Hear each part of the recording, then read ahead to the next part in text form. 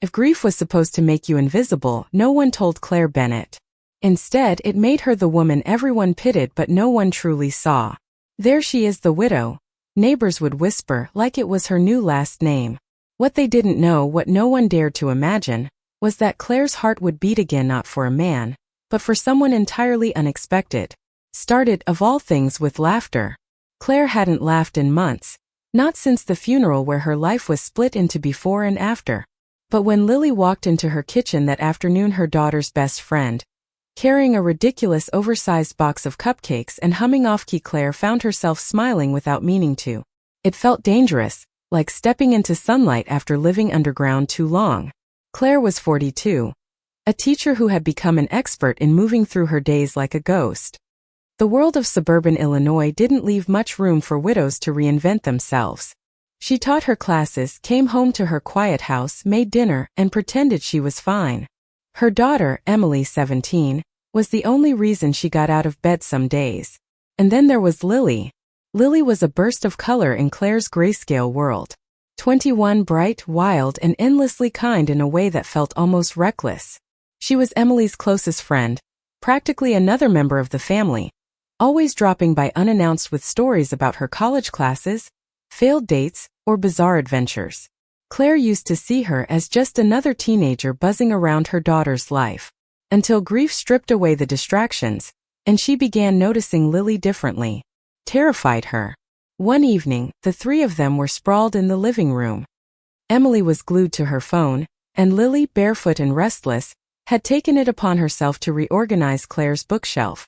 "You have like 6 copies of Pride and Prejudice," Lily teased, holding them up. "Is this a cry for help or an obsession?"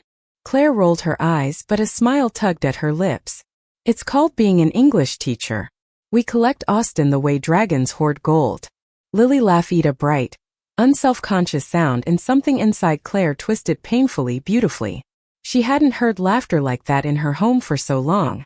Emily didn't notice the way her mom's gaze lingered, didn't see the warmth flooding Claire's cheeks. But Claire noticed. She noticed everything.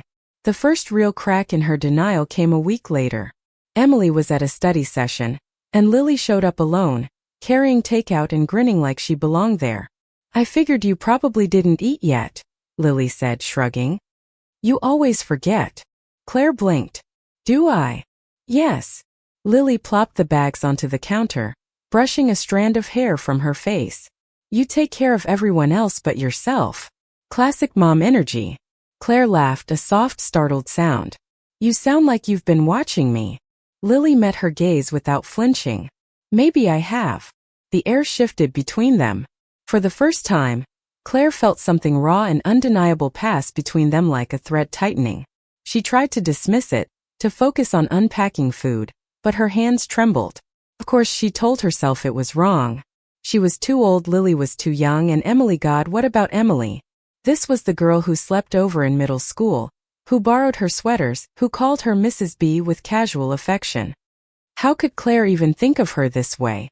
But at night, when the house was quiet, Claire would lie awake replaying every glance, every brush of fingers, every careless smile Lily threw her way. She hated herself for it. She craved it all the same. The breaking point came on a rainy Friday night. Emily had gone to a friend's birthday party, leaving Lily behind because she had an early class the next morning. The storm outside rattled the windows. Lily sat curled on the couch in Claire's sweater, her knees tucked under her chin. They watched an old black and white film, the kind Claire always loved. "You're really into these tragic romances, huh?" Lily teased softly. Claire smiled faintly. "They make me feel less alone." Lily turned to her, serious now. "You're not alone, Claire. You still have people who care. Me included." The way she said it, gentle, deliberate, made Claire's breath hitch. Her name, without the barrier of Mrs. B, sounded like an invitation. And before she could stop herself, before reason could pull her back, Claire reached out and brushed Lily's damp hair away from her face. The touch lingered, too intimate, too dangerous. Lily didn't pull away. Instead, she leaned into it, eyes wide and searching. The silence was electric. Then Claire pulled her hand back, heart racing. "I shouldn't." But the truth was already alive in the air between them, undeniable and burning. Over the next weeks, their secret grew quietly, dangerously. Small moments bloomed into something more. Lingering stares across the kitchen. Late-night talks that stretched until dawn. Hands brushing and not retreating. Claire lived in a state of constant fear and exhilarating hope, torn between morality and longing. Every rule she had lived by crumbled. Every certainty unraveled. It was wrong. It was reckless. But it was also the first time she had felt alive in years. And deep down, Claire knew this wasn't just about desire. It was about finding love again. In the unlikeliest, most forbidden place. Claire told herself it was a one-time slip, a fleeting weakness on a stormy night. But lies have a way of rotting the air around you. The next morning when she found Lily humming in her kitchen again, barefoot and carefree, Claire realized she was already in too deep. She tried to put distance between them, but Lily wasn't someone you could keep at arm's length. She had that kind of gravity, the kind that pulled people in without permission. And Claire, who had lived too long in grief's shadow, was drawn helplessly closer every day. The trouble started when Emily noticed. "Mom, why are you smiling at your phone?" Emily asked one Saturday afternoon, narrowing her eyes suspiciously. Claire froze, guilt flashing across her face. She wasn't texting Lily anything incriminating. Just a casual exchange about a book Lily wanted to borrow, but even that felt dangerous. "I'm not," Claire said too quickly, setting her phone down. Emily raised a brow. "Okay. Weird. You never text anyone." She went back to scrolling on her own screen, but Claire's pulse didn't slow for a long time. The truth was Claire and Lily had slipped into a rhythm that felt both ordinary and utterly illicit. Lily dropped by even when Emily wasn't home. They cooked together, teased each other, watched old movies until their heads leaned too close. Sometimes Claire would catch herself staring at Lily's mouth, her skin, her laughter, and she'd have to excuse herself before she lost control. It was a kind of torture. Beautiful, exquisite torture. And Lily wasn't making it any easier. One evening, Claire found Lily sprawled across her couch, wearing shorts that barely covered anything and one of Claire's sweaters hanging loose off her shoulder. "You're going to freeze like that," Claire scolded automatically, trying not to stare. Lily grinned. "Then keep me warm." It was said like a joke, tossed out casually, but her eyes lingered on Claire's, daring her. Claire turned away, heart pounding. "You shouldn't say things like that." "Why not?" "Because." Claire's voice cracked. She couldn't finish.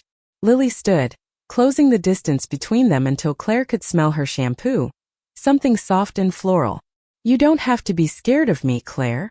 The way she said her name again, it shattered Claire's defenses piece by fragile piece. The guilt gnawed at her constantly. At night, Claire stared at the ceiling, haunted by the thought of Emily discovering the truth. Her daughter had been through enough already, losing her father, watching her mother unravel, holding the family together with quiet teenage resilience. How could Claire betray her like this? But when she imagined telling Lily to stop coming around, to cut things off, her chest ached like someone was tearing her heart out. The breaking point came at a family barbecue. Emily had invited friends, and Lily was there, of course, flitting around the yard with her easy charm. Claire tried to keep her focus on grilling, on making small talk with neighbors, but every time her eyes found Lily, it was like watching sunlight move through shadows. At one point, Lily caught her staring and mouthed a single word, "Smile." Claire did. She couldn't help it. But Emily noticed. Later that night, after everyone had left, Emily cornered her in the kitchen. "Okay, what is going on with you and Lily?" she demanded, arms crossed. Claire froze, panic flooding her veins. "What?" "Nothing. Don't be ridiculous." Emily narrowed her eyes. "You've been weird. Both of you." "I'm not blind, Mom." Claire forced a laugh, but it sounded hollow even to her own ears. "She's your friend. I'm just grateful she's around, that's all." Emily studied her for a long moment before finally sighing. "Fine. But if she's distracting you from me, I'm fighting her." Claire let out a shaky breath after Emily left the room. She knew she couldn't keep hiding forever. A week later, the dam broke. It happened in the kitchen again, late at night. Lily had stayed after Emily went to bed, and the two of them sat at the table with mugs of tea. The air was thick with unsaid words. Finally, Lily spoke. "Claire, how long are we going to pretend?" Claire's throat went dry. Pretend what? That this isn't happening. Lily's voice was steady, but her hands trembled as she reached across the table, covering Claire's. I know you feel it too. I see it in your eyes every time you look at me. Claire tried to pull away, but Lily's grip tightened. Stop running from me, Lily whispered. Claire's heart thundered. This is wrong, Lily. You're too young, you're my daughter's, stop. Lily's voice cracked, but her gaze was fierce. I'm not a child, Claire. I'm 21. I know what I want, and what I want is you. The silence was deafening. Claire's tears spilled before she could stop them.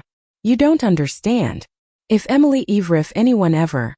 I don't care, Lily said, her voice breaking now. I care about you. Doesn't that matter? Claire's resolve crumbled. The loneliness, the years of silence, the hunger for connection, it all crashed down in that moment. She leaned forward, forehead against Lily's, trembling. And for the first time she let herself kiss her. It was soft, desperate, full of everything they'd been holding back. A stolen moment that tasted like salvation and sin all at once. When they finally pulled apart, breathless, Claire whispered, What have we done? Lily smiled through her tears. Something right. But Claire wasn't so sure. The days that followed were both heaven and hell. Every stolen touch, every secret glance, every whispered word filled Claire with joy she hadn't thought possible again. But each one was shadowed by the looming threat of discovery. Emily was already suspicious. She asked more questions, watched them more closely. Claire felt like a teenager sneaking around her own daughter, living a double life inside her own house. And yet she couldn't stop. She didn't want to, because for the first time since losing her husband, she felt alive. And that, she realized, was worth risking everything. But the risk was about to catch up with them. One night, Emily came home earlier than expected. She walked into the kitchen to find Claire and Lily sitting too close, laughing over something private. Her eyes narrowed instantly. What's going on here? She asked, her voice sharp. Claire froze. Lily opened her mouth, but no sound came out. Emily's gaze flicked between them, suspicion hardening into something darker. Are you kidding me? She whispered, her voice shaking. Tell me I'm wrong. Neither of them spoke. Emily's face crumpled. Oh my God. You are. You, she pointed at Lily, betrayal blazing in her eyes. You're supposed to be my best friend. Then she turned to her mother, tears spilling down her cheeks. And you're supposed to be my mom. She stormed out before either of them could say a word. The silence that followed was suffocating. Claire's hands shook as she buried her face in them. What have I done? Lily reached for her, but Claire pulled away. Don't. I can't, to God, I've ruined everything. Emily's footsteps pounded up the stairs, her bedroom door slamming shut with a force that made the walls shake. The sound echoed in Claire's chest like a gunshot. For a long time, neither she nor Lily spoke. The kitchen clock ticked louder than their own breaths. Finally, Claire whispered, broken. It's over. She knows. Lily reached for her hand again, but Claire jerked away like the touch burned. No, Claire, listen to me. Don't. Her voice cracked. She's my daughter. My child. I can't do this to her. We have to stop. Lily's eyes glistened, her jaw trembling. You don't mean that. I do. Claire's body shook, her tears spilling fast now. This was a mistake. All of it. Lily flinched as though struck. For a moment she just stood there, breathing hard before nodding. Fine. If that's what you want. She left the kitchen without another word. The slam of the front door cut through Claire's heart like a blade. The next morning the house felt like a grave. Emily didn't come down for breakfast. She didn't answer when Claire knocked. Eventually Claire slid a plate of toast outside her door, the way she used to when Emily was little and sulking. Hours later it remained untouched. Claire sat alone in the kitchen, staring at the crumbs on her own empty plate. She had no appetite, no strength. She felt hollow, like her grief had doubled, swallowing her whole again. When the phone buzzed, Lily's name lighting the screen, Claire couldn't bring herself to answer. Days passed. Emily avoided her, speaking only when absolutely necessary. School, homework, meals, all of it was conducted in silence. Claire's attempts to bridge the gap fell flat. Every word she tried to offer was met with a cold shoulder or slammed door. It was worse than mourning her husband. At least then, she and Emily had leaned on each other. Now, Claire had lost them both, the daughter she lived for, and the woman who had brought her back to life. One evening, Claire found herself outside Lily's apartment building. She hadn't planned it. She'd just driven until her heart steered her there. She sat in the car for 10 full minutes before forcing herself to climb the steps and knock. Lily answered in sweatpants, her hair in a messy bun. The moment she saw Claire, her face softened and then hardened. "What are you doing here?" Claire swallowed. "I just needed to see you." Lily crossed her arms. "You made it pretty clear you didn't want me." "That's not true." Claire's voice trembled. "I want you more than I can even admit." "But Emily, I know," Lily interrupted sharply. "You think I don't care about her? She's my best friend. She's family." "But Claire." Her voice cracked, her anger giving way to pain. "I can't keep pretending my feelings for you don't exist. It's killing me." Tears filled Claire's eyes. "It's killing me too." They stood there raw and fragile, the weight of their love and guilt crushing them both. Finally Lily whispered, "Then fight for it. For us." Claire shook her head. "I can't. Not if it means losing Emily." The words landed heavy between them. Lily's shoulders slumped. "Then maybe you've already lost everything," she said softly. And she closed the door. Claire drove home in silence, the words echoing like a curse. That night, she lay awake listening to the rain against the window. Emily's door was shut across the hall. She thought of all the nights she had stood in that doorway when Emily was small, watching her sleep, vowing she'd protect her from everything. Now she had become the very thing Emily needed protecting from. Claire wept into her pillow until morning. A week later, Emily finally spoke. It was late, the two of them sitting in the living room, the TV playing softly in the background. Emily muted it, her jaw set, her eyes red-rimmed. "Are you in love with her?" she asked. The question knocked the breath from Claire's lungs. "Emily, don't lie to me, Mom." Claire's hands trembled in her lap. She wanted to deny it, to shield her daughter from the truth, but the words lodged in her throat. Finally she whispered, "Yes." Emily's face crumpled. She turned away, hugging herself. "How could you? She's my age. She's my best friend. Do you have any idea how disgusting this feels?" Claire's chest caved. "I'm sorry. I never wanted to hurt you." "Well, you did," Emily snapped. "And now I don't even know who you are." Her words sliced deeper than knives. Claire opened her mouth but no sound came out. Emily stood abruptly, heading for the stairs. "Don't follow me. Just don't." Claire sat frozen on the couch long after Emily's door slammed shut again. The next few days blurred together. Claire went to work, taught her classes, smiled when expected.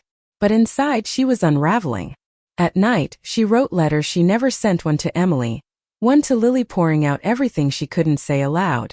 "I never expected this. I never wanted this. But love doesn't follow rules and neither does grief. I am ashamed and grateful in the same breath. I want you both and I am terrified of losing you both." Each letter ended up torn into shreds. Words could not fix what she had broken.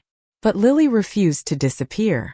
One afternoon, Claire came home to find her standing on the porch, soaked from the rain. "Lily, what are you doing here?" "I couldn't stay away." Lily's voice shook, but her eyes burned with determination. "I know Emily hates me right now. I know you think this is impossible. But Claire, I love you." The confession hit Claire like lightning. She staggered back, clutching the doorframe. Don't say that. It's the truth." Claire's tears blurred her vision. "I can't handle this. I can't be the reason Emily loses both of us." "You're not giving her enough credit," Lily insisted. "She's hurt, yes. She's angry. But she loves you. She'll come around if she sees that this is real." Claire shook her head, torn apart inside. "And if she doesn't? Then we fight anyway." Lily stepped closer, her wet hair plastered to her face. "Because love like this doesn't happen twice, Claire. Not in a lifetime." The conviction in her voice, the raw vulnerability, it undid Claire completely. She reached for Lily before she could stop herself, pulling her into a desperate embrace. The kiss they shared was soaked in rain and tears, wild and aching. For that moment nothing else existed. But reality crashed back when they broke apart. Emily stood on the porch steps, umbrella in hand, staring at them with wide, devastated eyes. The silence was suffocating. Emily's voice shook when she spoke. I knew it. I knew it. Claire's heart stopped. Emily. No, Emily's face was pale, her body trembling. Don't say anything. I can't even look at you right now. She turned and fled back into the rain. Claire's scream caught in her throat. She chased her daughter down the driveway, but Emily was already in her car, speeding off into the storm. Claire fell to her knees on the wet pavement, sobbing. Lily dropped beside her, pulling her close. She'll come back, Lily whispered fiercely, though her own voice broke. She has to. But Claire wasn't sure of anything anymore. The storm outside raged through the night, but nothing compared to the one inside Claire's chest. She sat in the darkened living room, soaked to the bone, staring at the clock. Midnight passed, then 1, then 2. Emily didn't come home. Claire called her phone a dozen times. No answer. She left voicemails that grew increasingly frantic. Emily, please. Just come home. I don't care if you hate me. I just need to know you're safe. By dawn, her hands were shaking so badly she could barely hold her coffee. Every creak of the house made her jump. Every silence pressed on her like a weight. Then headlights cut across the window. A car door slammed. Claire was at the door before Emily could even knock. Her daughter stood there, pale and exhausted, mascara streaked down her cheeks. Relief and terror collided inside Claire. Thank God you're okay, she reached for her. But Emily stepped back, her expression carved from ice. I stayed at Mia's, Emily said flatly. Don't worry, I wasn't dead in a ditch. Emily. No, her voice cracked. I don't want to hear it.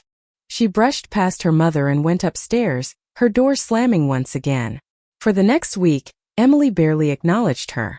She came and went without explanation, ate meals in silence, and locked herself away with her music blasting loud enough to rattle the walls. Claire gave her space, though every second of distance gutted her. Lily kept away too. Claire knew it was the right choice. Emily needed time without Lily's presence haunting the house, but it left Claire lonelier than ever. At school she went through the motions. At home she stared at closed doors and empty chairs. And at night she prayed to a God she wasn't sure she believed in anymore. Please. Just let me fix this. Let me have one more chance with her. The chance came unexpectedly. On a Saturday morning, Claire found Emily sitting at the kitchen table, a half-eaten bowl of cereal in front of her. No phone, no headphones, no shield. Claire froze in the doorway, afraid to break the fragile peace. Emily looked up, her eyes tired but softer than they had been. I've been thinking. Claire's heart leapt. About what? Emily pushed the cereal around with her spoon. About Dad. About how much you loved him. The name was a knife and a bomb all at once.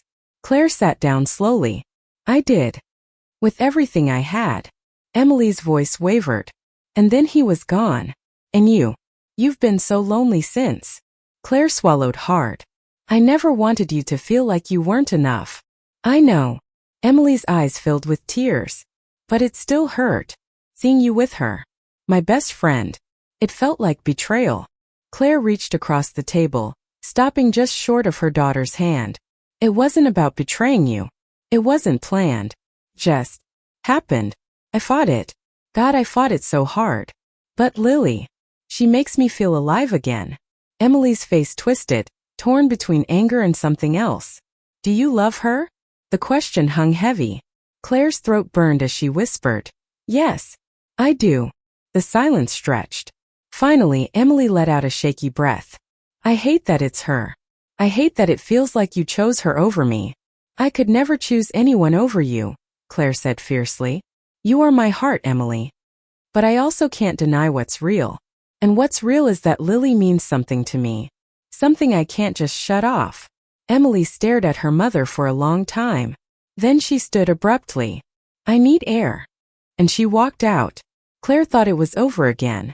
But that night, her daughter came back into the living room with red eyes and a trembling jaw. I talked to Lily, Emily said quietly. Claire's breath caught. You. What? She came by. Wanted to apologize. I almost slammed the door in her face, but Emily's voice cracked. She begged me to listen. Said she never wanted to hurt me. Said she loved me too, just not the way I wanted. Tears spilled down Claire's cheeks. Emily hugged herself. I still hate it. I still feel sick when I think about it. But I also saw how much she meant it. And how much you mean to her. She'd do anything for you. Claire's voice shook. Emily, I never wanted to put you in this position. If you tell me to end it, I will. I'll walk away. Emily looked at her, eyes glistening. Would that make you happy? The question broke Claire open. She shook her head. No. It would break me. Emily's lips trembled. Then, I guess I'll just have to deal with it. Because I can't lose you too, Mom. Not after Dad. Claire's sob escaped before she could stop it. She rushed forward, pulling her daughter into her arms. Emily stiffened, then melted, clutching her mother with desperate force. I love you so much, Claire whispered over and over. Nothing will ever change that. I love you too, Emily choked. Even if you're the weirdest mom on earth. They both laughed through their tears, fragile but real. The path forward wasn't simple. Emily laid down rules. Lily couldn't just barge into the house like before, and she needed time to adjust. Claire agreed without hesitation. For weeks they rebuilt slowly. Dinner conversations turned less tense. Car rides filled with small talk again.